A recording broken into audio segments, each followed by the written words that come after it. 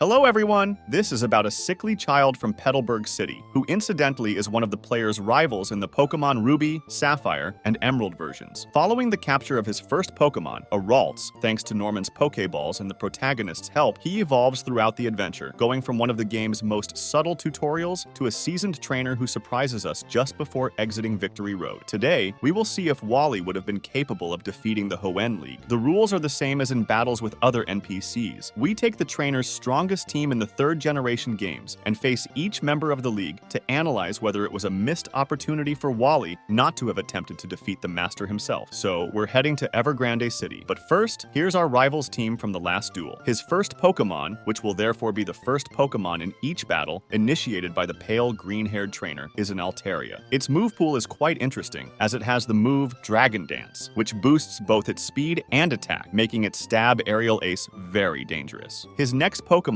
is a Delcatty, which at first glance seems harmless, but its attacks are interesting since Sing is always handy, while Assist is a kind of safer metronome. This move allows it to use one of its teammates' moves, and in that regard, Wally's Pokemon do not disappoint. Another Pokemon is Roselia, with attacks like Toxic and Giga Drain, and a type that could be interesting against the numerous Water-type Pokemon of the league. The penultimate Pokemon, because yes, Wally only has 5 Pokemon, is Magneton, which we encounter after Silvers, and which will also be involved with Surge. Its special attack is interesting, in addition to the fact that it has the Magnet Pull ability, which in official competition is very interesting, since switching is one of the best moves possible. But what makes it strong is that it is resistant to Ice-type attacks that Altaria might receive, while the Dragon/Flying type can handle all Ground-type super effective attacks, so they complement each other well. And last, but not least, the final Pokemon is the traditional male Gardevoir, a Pokemon that cannot touch Dark types, but has extraordinary sweeping potential with Calm Mind and Double Team. So we're ready for Sidney and his Dark-type Pokemon. We enter the room, and he greets us with his Mightyena right away, which is loaded to reduce Altaria's accuracy and attack with its moves and abilities. We decide to go for Draco Dance, since it seems like it can hardly threaten our Pokemon. The great advantage of Aerial Ace is that this attack isn't affected by accuracy drops, which means that after 2 successful dances, our Pokemon is at +2 in speed and +1 in attack, enough to finish off the beast. Sidney is already in a bad position, and he calls out his signature Pokemon, an Absol. He decides to try a Swords Dance to counter the imminent sweep, but unfortunately, our attacks are a 2 HKO by the rules. Absol falls quite quickly, and that's where the trouble starts. The next Pokemon is a Shiftry, which has more or less no chance against Aerial Ace and is quickly taken care of. Same story for the Cacturn, which is promptly dispatched via an Amazon Prime delivery. The final Pokemon is Crawdaunt, which struggles to fend off our Pokemon and is easily dealt with. And there you have it, the first sweep of our team, or rather of our Altaria, justifying its lead position. But the league is not an easy road, and for that, Phoebe is well placed.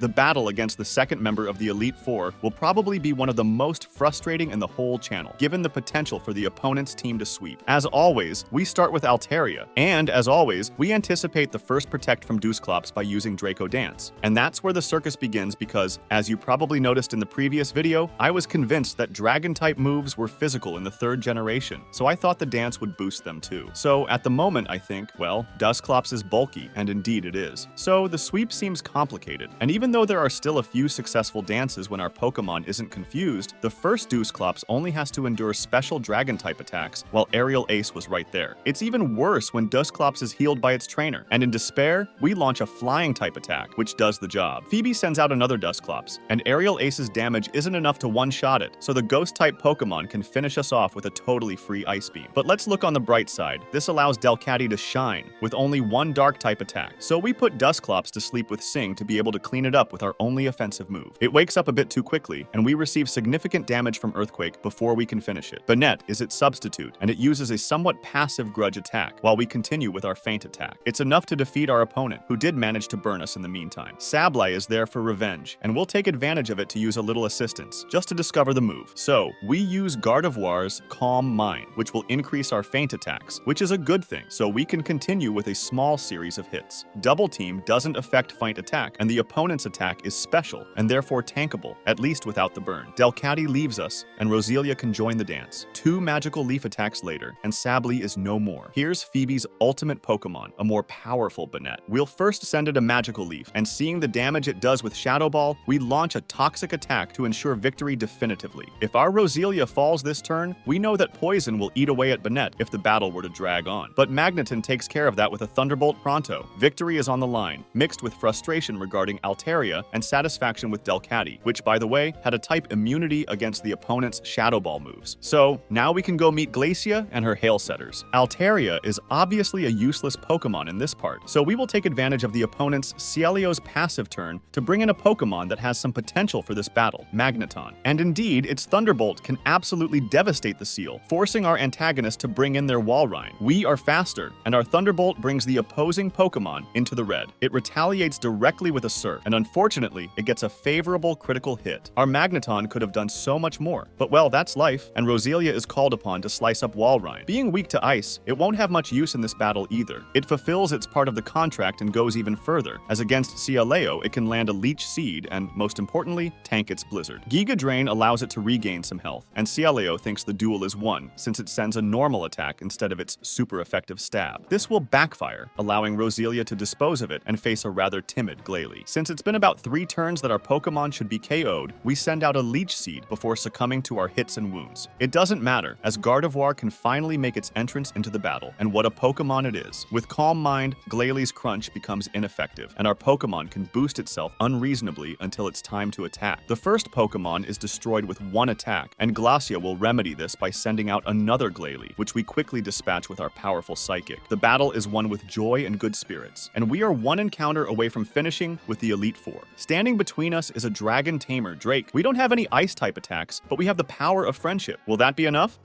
The battle begins against Drakhaus, a Pokemon that systematically wants to protect itself, so we will take advantage of its passivity by sending in our Gardevoir, which made a good impression in the previous match. We can thus set up no less than 3 Calm Minds, which will allow us to one-shot the first evolution of Bagon. Flygon is sent out, and while its Earthquake does good damage, it doesn't prevent us from also one-shotting it. Drake is dismayed, and he throws his Salamence into the fray to outpace us and remove the threat of the Psychic-type Pokemon. No half measures we send in Magneton, which is caught off guard by a flamethrower, but manages to withstand it. A Thunderbolt strikes, and with a bit of luck, it paralyzes the dragon. As a result, we can launch 1 more attack before being taken out of action, but the opposing Dragonite is weakened, and our Altaria will take advantage of that. A Dragon Breath is released, and Drake is tasked with sending our Alter Ego for a bird versus reptile character duel. Cue the Dance of Dragons, not the one from Game of Thrones, but one just as epic. Dragon Breath, however, is a 2 HKO, so we'll take advantage of that and solve the problem. The final Pokemon is Kingdra, a species common in Dragon Tamer teams, and we proceed to bombard it with Dragon Breath as well. Our breath is so unbearable that the Seahorse forfeits, and there you have it, the Elite Four has fallen. Wally has what it takes to play with the big boys, so why didn't he?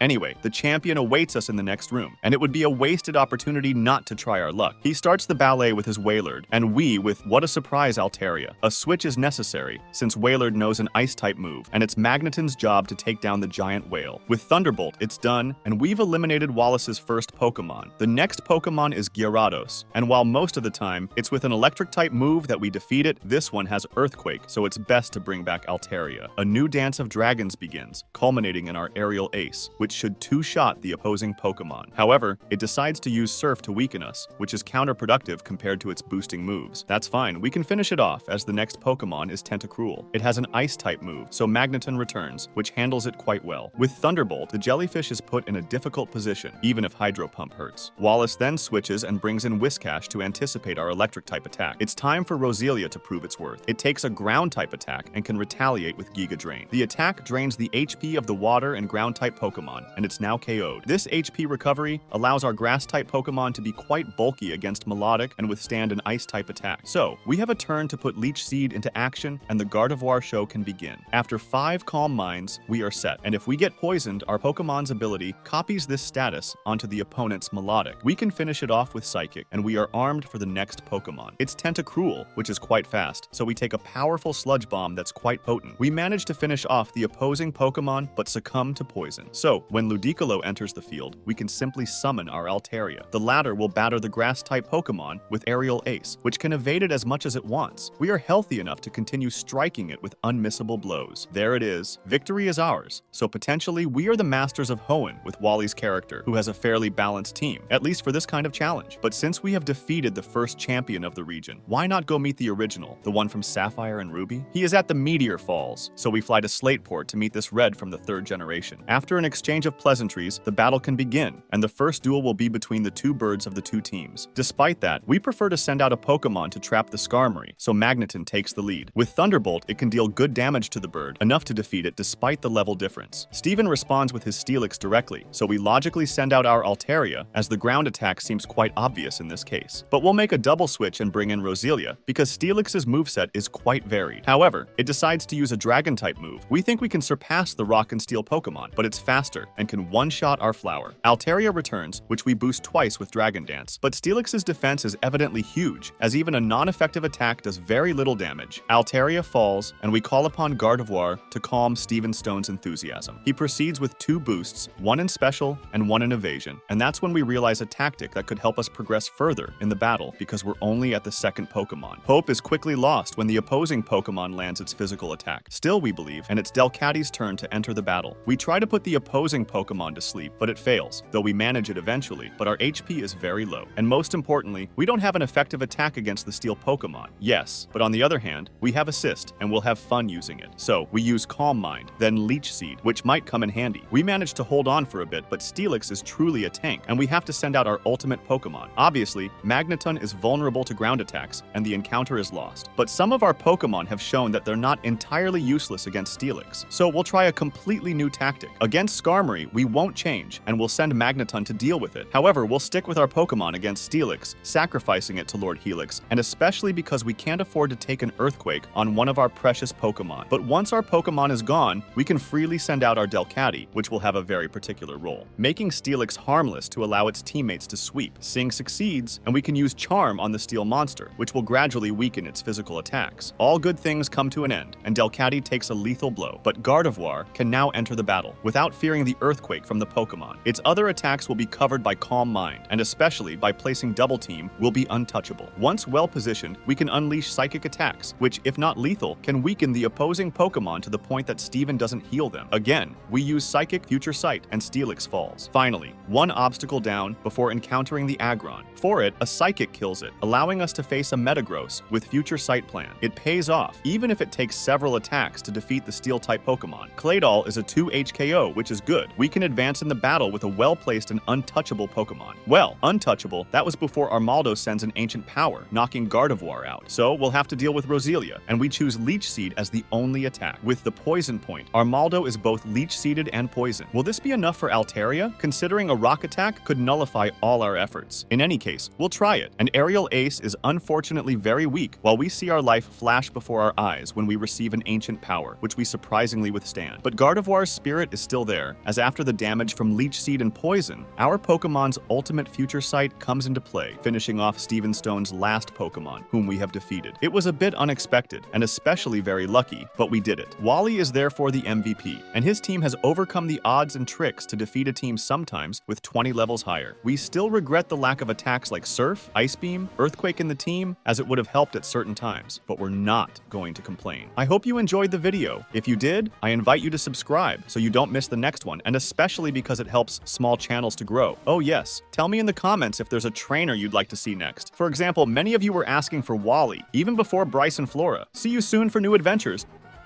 Ciao.